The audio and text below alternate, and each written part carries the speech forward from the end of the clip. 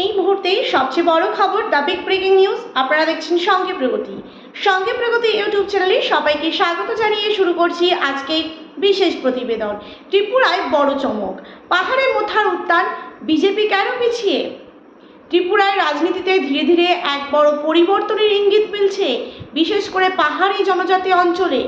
যেখানে একসময় বিজেপির শক্ত অবস্থান ছিল, এখন সেখানে নতুন সমীকরণ তৈরি করেছে তিপ্রা মোথা। প্রিয় দর্শক বন্ধু, আপনারা দেখছেন সঙ্গে প্রগতি। সঙ্গে প্রগতি ইউটিউব চ্যানেলে নতুন দর্শক হয়ে থাকলে অবশ্যই চ্যানেলটিকে সাবস্ক্রাইব করে পাশে থাকুন নতুন নতুন ভিডিওর আপডেট পাওয়ার জন্য। ভিডিওটি ভালো লেগে থাকলে অবশ্যই লাইক করুন, শেয়ার করুন। আপনাদের মতামত অবশ্যই কমেন্ট বক্সে কমেন্ট করে জানান। পাহাড়ে মোথার যে বারবারন্ত, এডিসির ভিলেজ নির্বাচন হোক বা জনসংযোগ, সব ক্ষেত্রেই কিন্তু মোথা দল নিজেদের শক্তি বাড়াচ্ছে দ্রুত গতিতে। মহারাজা প্রত্যুৎ কিশোর দেববর্মন নেতৃত্বে জনজাতি ভোটারদের মধ্যে একটা আলাদা কিন্তু আস্থা তৈরি হয়েছে, ইতিমধ্যেই তা পরিলক্ষিত হয়েছে।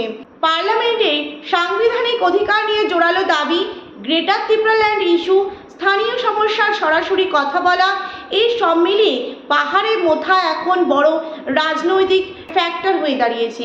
এবং প্রশ্ন হচ্ছে, বিজেপি কেন পিছিয়ে পড়েছে? পাহাড়ে ভোটারদের মধ্যে একটা বড় প্রশ্ন উঠে আসছে, উন্নয়ন কোথায়?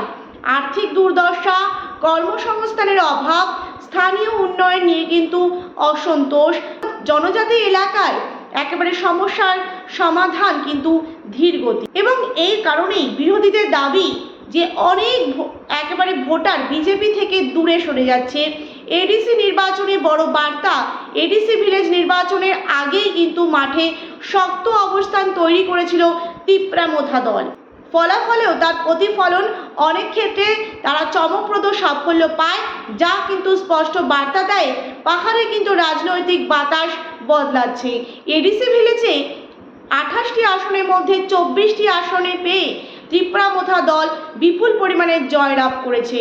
মহারাজার ফ্যাক্টর, প্রদ্যুৎ কিশোর দেববর্মা শুধু নেতা নন, অনেকের কাছে তিনি কিন্তু পরিচয় প্রতীক হিসেবে। তার নেতৃত্বে মোথা একটা আঞ্চলিক শক্তি থেকে ক্রমশ রাজ্য রাজনীতির বড় খেলোয়াড় হয়ে উঠেছে ইতিমধ্যেই। ভবিষ্যতের সমীকরণে পাহাড়ে মোথা শক্তিশালী সমতলে বিজেপি বনাম অন্য দল জোট রাজনীতিতে বড় ভূমিকা দিতে পারে। এই অবস্থায় একটা বড় প্রশ্ন, ত্রিপুরার পরবর্তী সরকার গঠনে মোথা কি কিংমেকার হবে ফাইনাল? এবং পাহাড়ে যদি এই ধারা বজায় থাকে, তাহলে ত্রিপুরার রাজনীতিতে বড় পরিবর্তন আর সময়ের অপেক্ষা মাত্র। সুতরাং বোঝাই যাচ্ছে যে রাজ্য রাজনীতিতে কিন্তু একটা বিরাট বড় পরিবর্তনের ইঙ্গিত মিলছে। এবং 2028-এর বিধানসভা নির্বাচন, সেখানে কি এবার তিপ্রা মোথা দল বড় ফ্যাক্টর হয়ে দাঁড়াবে, সেটাও কিন্তু প্রশ্নের মুখে। এবং ত্রিপুরা রাজ্যে যে একের পর এক শাসক দল বিজেপির দুর্নীতি, 10,323-এর যে চাকরি প্রতিশ্রুতি, সব কিছুতেই কিন্তু বিশ্বাস ভঙ্গ করেছে শাসক দল বিজেপি। এবং দেখা যাচ্ছে যে এই উত্তর পূর্বের রাজ্যে ত্রিপুরায় শাসক দল তৃণমূলের বাইক বাহিনীর তাণ্ডব থেকে শুরু করে ভোটের সময় প্রহসন, বিভিন্ন রকমভাবে স্থানীয় মানুষদের কিন্তু সমস্যায় পড়ছে, তা সোশ্যাল মিডিয়ায় ভাইরাল হচ্ছে। এবার কিন্তু পাহাড়ের জনজাতিরা যোগ্য জবাব দিয়েছে। তিপ্রা মোথা দলের ওপর মানুষের ভরসা এক নতুন কিন্তু চমকপ্রদ রাজ্য রাজনীতিতে পরিবর্তন এনেছে বলেই মনে করা হচ্ছে। প্রিয় দর্শক বন্ধু, এই ছিল আমাদের আজকের প্রতিবেদন। ভিডিওটি ভালো লেগে থাকলে অবশ্যই লাইক করুন, শেয়ার করুন। আপনাদের মতামত অবশ্যই কমেন্ট বক্সে কমেন্ট করে জানান। নতুন দর্শক হয়ে থাকলে চ্যানেলটিকে সাবস্ক্রাইব করে পাশে থাকা বেল আইকনে ক্লিক করতে কিন্তু একদমই ভুলবেন না। আজকের মতন এই পর্যন্ত, ধন্যবাদ সকলকে।